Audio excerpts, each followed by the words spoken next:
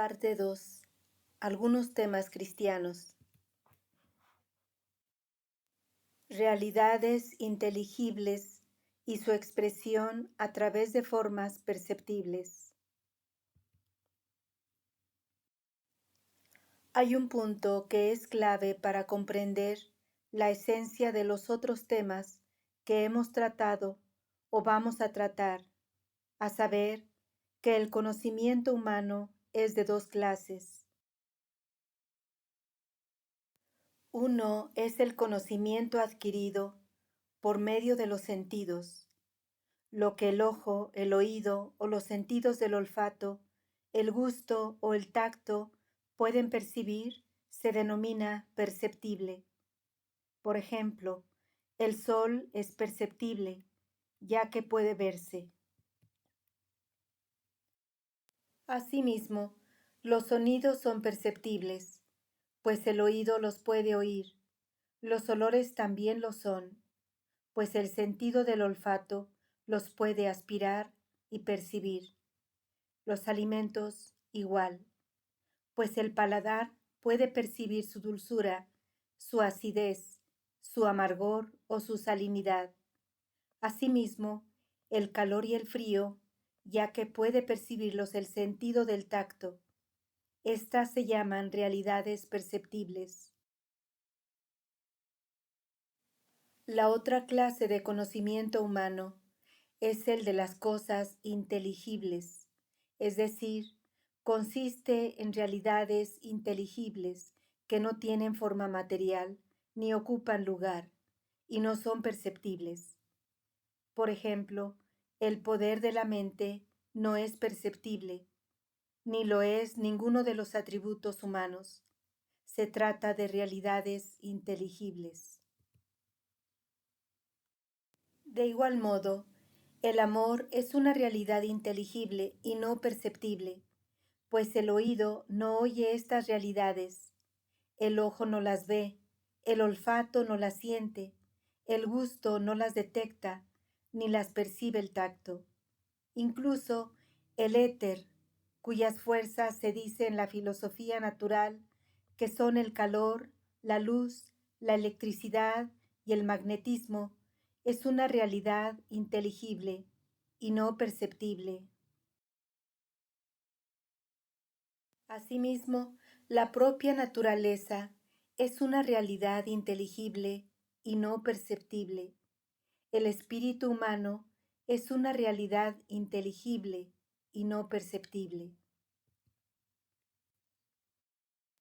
Mas cuando alguien se propone expresar esas realidades inteligibles, no le queda más recurso que ponerlas en el molde de lo perceptible, ya que, externamente, no existe nada fuera de lo perceptible. Así, cuando alguien desea expresar la realidad del espíritu y sus condiciones y grados, se ve obligado a describirlos en términos de cosas perceptibles, dado que externamente no hay nada excepto lo perceptible.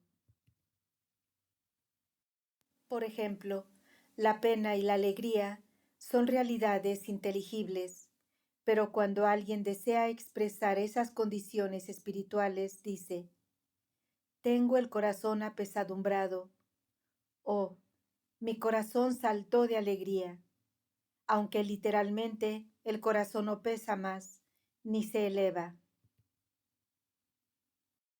Más bien se trata de una condición espiritual o inteligible, para cuya expresión se requiere usar términos relacionados con la percepción.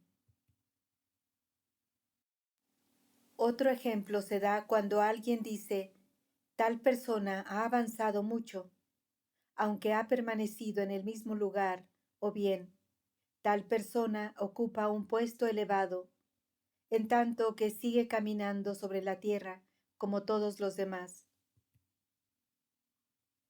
Este elevamiento y avance son condiciones espirituales y realidades inteligibles, pero para expresarlas hay que usar términos relacionados con la percepción, puesto que externamente No existe nada más allá de lo perceptible.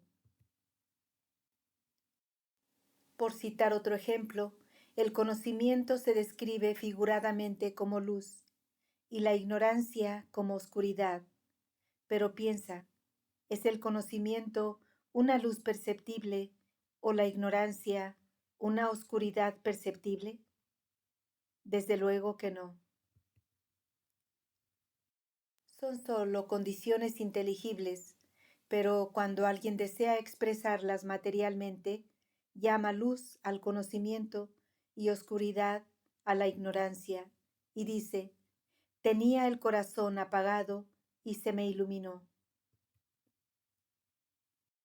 Ahora bien, la luz del conocimiento y la oscuridad de la ignorancia son realidades inteligibles, no perceptibles, pero nos vemos obligados a darles una forma perceptible cuando deseamos expresarlas materialmente.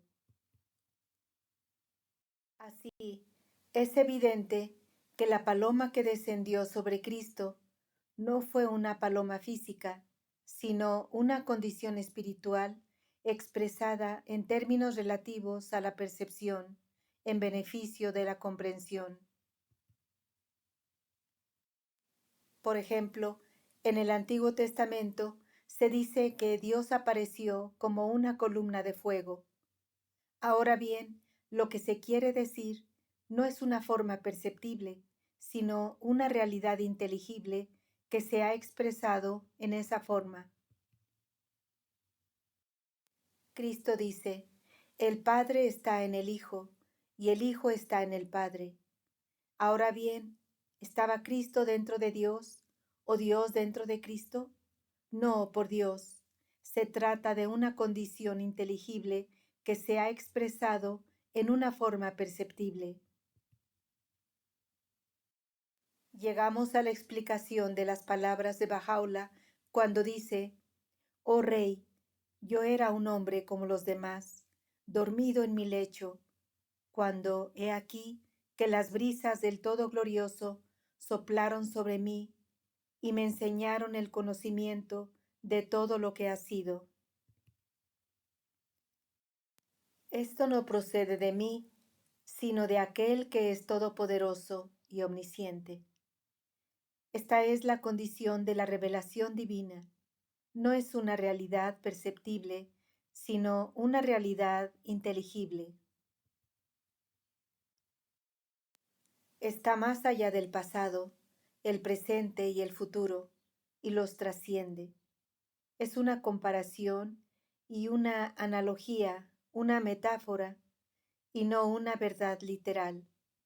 No es la condición que comúnmente interpreta la mente humana cuando se dice que alguien estaba dormido y luego se despertó, sino que significa la transición de un estado a otro. Por ejemplo, el sueño es el estado de reposo y la vigilia es el estado de movimiento. El sueño es el estado de silencio y la vigilia es el estado de la expresión. El sueño es el estado de ocultación y la vigilia el de manifestación. Por ejemplo, en persa y árabe se dice que la tierra estaba dormida, llegó la primavera y despertó, o que la tierra estaba muerta, llegó la primavera y volvió a nacer.